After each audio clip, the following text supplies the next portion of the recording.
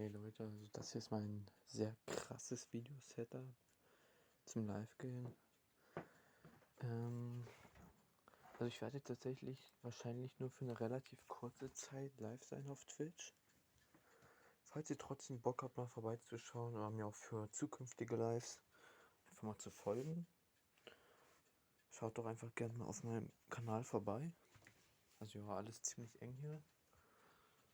Aber ja, reicht aus.